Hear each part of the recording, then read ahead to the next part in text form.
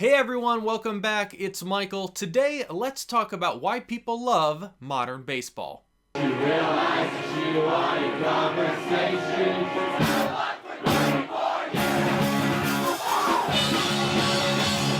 Modern baseball made their mark on the scene during the 2010s emo and pop punk revival. When people reminisce and talk about that time in the scene, modern baseball is always brought up.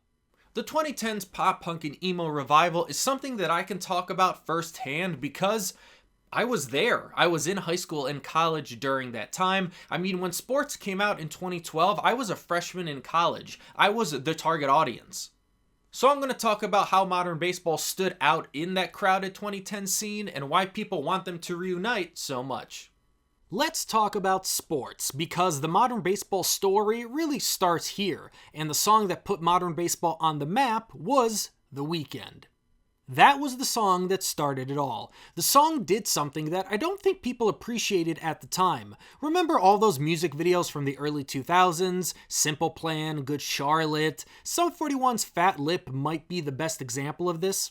A lot of the vibe around those songs and videos was just about having fun. Teenagers doing dumb things because that's what teenagers do. You're at a point in your life where you really have no responsibility besides going to school, and then maybe you work some boring, lame minimum wage job on the weekends or maybe after school, but that's about it. So your only real concerns are hanging out with your friends, going to parties, and falling in and out of love. And that's what the song The Weeknd talked about. When you listen to that song, it just makes you wish you had friends like that and that you went to parties and basement shows like the one that happens in the song. The Weeknd also doesn't sound like your traditional pop punk hit or banger. It doesn't sound like Simple Plan or Blink-182 or Taking Back Sunday. There's a lot more indie influence on that song. And modern baseball as a whole just gave off a awkward but lovable vibe. Kinda like The Promise Ring or Jimmy Eat World, but with lyrics modernized to the 2010s. One of the reasons I think modern baseball connected with their audience so much is because they were one of the first bands to sing about social media. And you might be saying, Michael, what does that have to do with anything? Well, think about it. Social media now, of course, is everywhere, but back in the 2010s, it was still a relatively new thing. I didn't even get a Facebook until like junior year of high school, which would have been about 2010. So while we were all learning how to navigate this fancy new thing called social media, we were also going through the same things everyone goes through during your teenage years. Having a crush, falling in love, breaking up, parties, drinking, and coming of age. And now with social media, that meant that we also had this fancy new thing called a smartphone, and we had it with us at all times. So we were constantly checking vague Facebook statuses. Is our crush talking about us? Why are our friends posting this Instagram picture of them out somewhere and we weren't invited? And modern baseball was really the only band at the time that was talking about social media. Chloe is a great example of this. Look at the lyrics. I'd rather spend my evening talking to Chloe on Twitter. You're knee-deep in your iPhone. But now that you saw my tweets, you know that I'm home. You know how to get right to me with all those Facebook statuses about relationships. Social media is all over this song. And here's one that's even more obvious. The song that's titled, I Think You Were in My Profile Picture Once. That song only makes sense with the context of social media.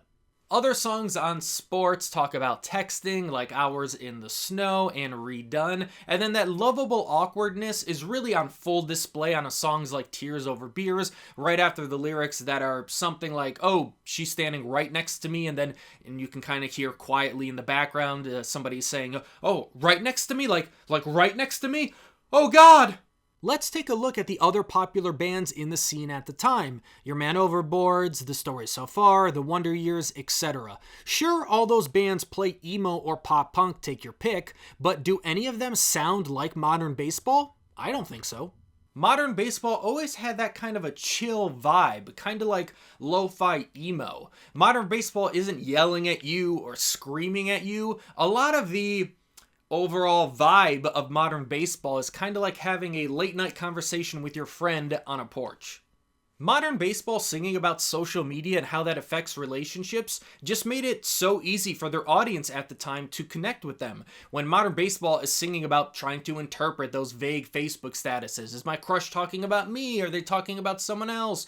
Or another modern baseball song can be talking about worrying about the future. A lot of that stuff was so easy for their audience to connect with, so they love the modern baseball. There's also something really special about going to a show and seeing someone around the same age as you singing about the same problems that you're going through.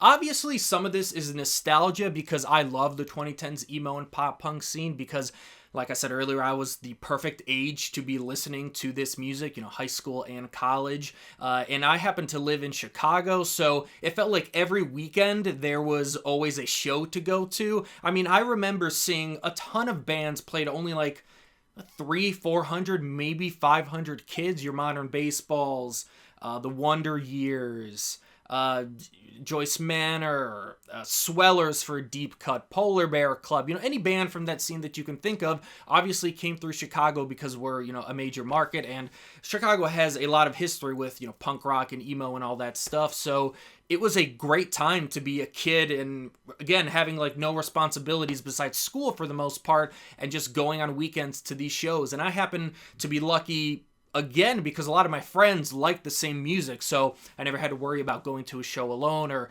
anything like that, because everyone around me liked that type of music. So, of course, when it was the winter and we had nothing to do in Chicago when it's 5 degrees outside, you would just go to a local show and you'd be lucky enough to see one of these bands that is still active today, or even if they broke up, there's this big swell of online momentum for them to reunite. It was a great time to be a fan of emo, pop punk, and punk rock.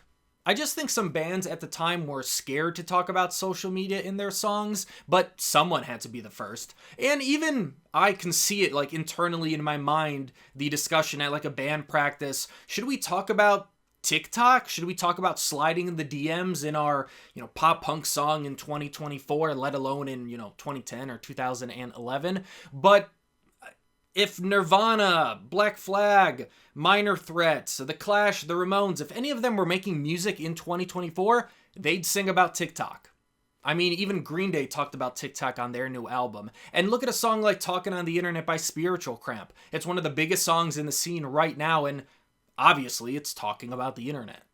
Modern baseball also always kept their songs simple and direct. And I don't mean simple in a bad way like 4-chord simple punk songs. I mean, like, take a song like Your Graduation. The first lines are, "It's been 3 whole years of me thinking about you every day, sometimes for hours, sometimes in passing, saw you from the bottom of the staircase, stood out for hours as you complained about how you haven't seen your friends yet, that you're too drunk to stand, and you not knowing if you can love him forever." We're just a few lines into the song and boom, I'm in. I have the scene in my head, I know what the song is going to be about, and I'm thinking of my ex or my crush, and I'm ready to sing along. Sometimes I think bands in the emo, pop punk, punk rock scene try to overcomplicate their songs so they aren't labeled with that generic pop punk label, but not every song has to be a 7-minute La Dispute song or a Jimmy Eat World song or some political magnum opus by Propagandhi. Simple, direct songs work. I mean, have you ever listened to a pop song on the radio? Another reason why people love modern baseball is because they didn't overexpose themselves. They had 3 albums and went out on top. And every album was different. Sports was the emo masterpiece, You're Gonna Miss It All turned up the pop punk, and Holy Ghost was the first Slaughter Beach Dog album. I'm joking, obviously. I mean, kind of. There's not a single song from Holy Ghost that is in the band's top 10. But Thrash Particle is one of the top 10 songs, a song from their EP in 2015, which we need to talk about because The Waterboy Returns is one of the best modern baseball songs. It's also a song that really gains new meaning after you watch the modern baseball documentary Tripping in the Dark, where Brendan talks about his mental health struggles, and you get even more insight into that on The Waterboy Returns. Basically, modern baseball stood out in the scene by having honest and direct lyrics, and by having just a little bit of an indie influence. And as far as a modern baseball reunion, I hope it happens, even if it just, happens to be one show. I really want bands in the scene to understand, or at least to know the appreciation and love and support that we have for them. I was thinking about what a modern baseball reunion would look like, and then for some reason I kept thinking about like retirements in sports. Like everyone talks about what's it going to look like when LeBron retires. Well, you're going to know he's going to retire because he's going to play all the away games, so all the fans from other teams get to see him at least one more time, and you just change that to a band touring in, different states, and that's the last time you get to see that band.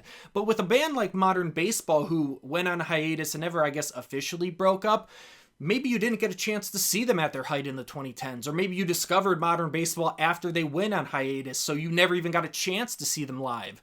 I just want bands in the scene to get their flowers before they, really decide to never play music or never play as that band ever again. We should show these bands appreciation and let them know how much they impacted us at a time where we maybe needed that support, or we needed that song to say that specific thing for us at that specific time.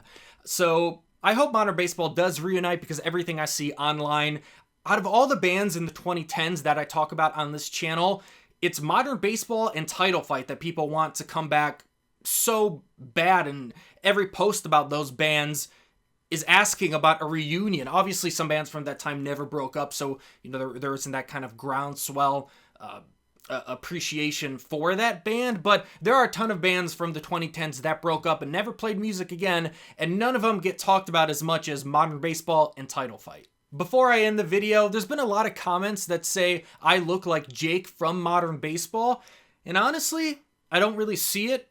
I mean, I wish I had shorter hair. Maybe I can find a picture and I'll put it up of where I had shorter hair, but I don't know. I don't see it. Maybe?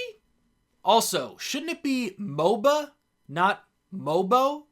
Modern Baseball? Please leave a like on the video, it really helps out the channel. 87% of you aren't subscribed, so why don't you hit that subscribe button and we can talk about Modern Baseball more. Thanks for watching.